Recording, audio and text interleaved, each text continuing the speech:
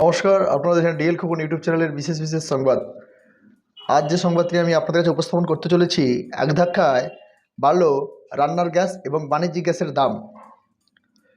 গত 5 দিন আগেই বেড়েছে বাণিজ্যিক গ্যাসের দাম, এবার এক ধাক্কায় বাড়ল বাণিজ্যিক এবং গৃহস্থ গ্যাসের দাম বাড়ল।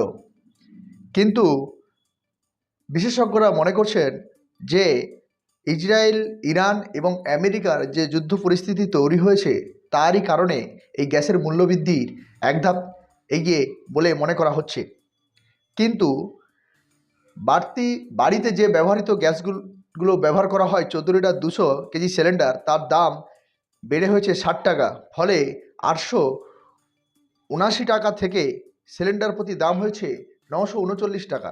আগে যে বাড়িতে যে আমরা ব্যবহার করতাম যে গ্যাস সিলিন্ডারগুলি, সেগুলি আগে যে দাম ছিল সেটির দাম ছিল 879 টাকা, সেটি 60 টাকা বেড়ে হয়েছে 939 টাকা। এবং বাণিজ্যিক গ্যাস অর্থাৎ যেসব ব্যবসা ক্ষেত্রে যেসব গ্যাসগুলো আমরা দেখে থাকি বা ব্যবহার করে থাকি, সেগুলো হচ্ছে 19 লিটার যে সিলিন্ডারগুলি রয়েছে, 19 কিলো। তো সেই সিলিন্ডারগুলি আগে দাম ছিল 1875 টাকা, এখন তা বেড়ে হয়েছে 1875 টাকা 50 পয়সা। এখন বেড়েছে 114 টাকা 50 পয়সা। অর্থাৎ যার জেরে সিলিন্ডার প্রতি দাম হয়েছে 1990 টাকা পার সিলিন্ডার। গত মার্চ মাসে বাণিজ্যিক গ্যাস সিলিন্ডার প্রতি দাম বেড়েছিল 31 টাকা, যদিও সে বাড়িতে ব্যবহারের দাম বৃদ্ধি হয়নি।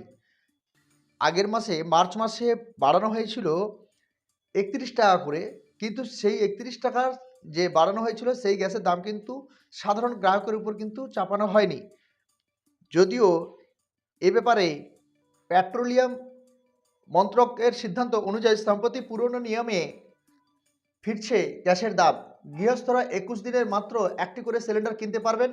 ইরান, আমেরিকা, ইসরায়েলের যুদ্ধের পরিস্থিতিতে হরমুজ প্রণালী দিয়ে জ্বালানি আমদানি রপ্তানি কার্যত বন্ধ। এই পরিস্থিতিতে ভারত জানিয়েছে আপাতত চালিয়ে নেওয়ার জন্য জ্বালানি মজুদ রয়েছে ভারতের। যদিও প্রয়োজনীয় জ্বালানি সরবরাহ করার প্রতিশ্রুতি দিয়েছেন রাশিয়া। আমেরিকা ও ভারতকে শর্ত সাপেক্ষে 1 মাসের জন্য রাশিয়া থেকে তেল কেনার অনুমতি দিয়েছে বলে জানা গিয়েছে।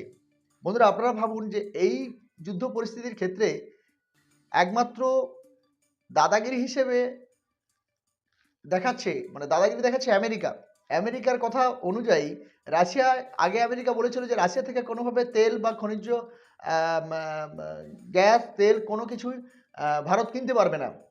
কিন্তু এখন যেহেতু তেলের ঘাটতি দেখা দিয়েছে, তাই এখন আমেরিকা বলছে রাশিয়া থেকে তেল কিনতে পারবেন বা প্রাকৃতিক গ্যাস কিনতে পারবেন, তা আবার 1 মাসের জন্য, বেশি নয়। এখান থেকে বোঝা যাচ্ছে যে 1 মাসের মধ্যে যুদ্ধ পরিস্থিতি হয়তো কিছুটা স্বাভাবিক হলেও হতে পারে। তো যুদ্ধ পরিস্থিতি যেদিকে হোক, কিন্তু এটা মানতে হবে যে সাধারণ মানুষের গ্যাসের মূল্যবৃদ্ধিতে অনেকটা অস্বস্তিতে সাধারণ মানুষ। দেখা যাক কত তাড়াতাড়ি সরকার গ্যাসের দাম কমাতে পারে এবং সাধারণ মানুষ কতটা তাড়াতাড়ি স্বস্তিতে ফিরতে পারে। নমস্কার।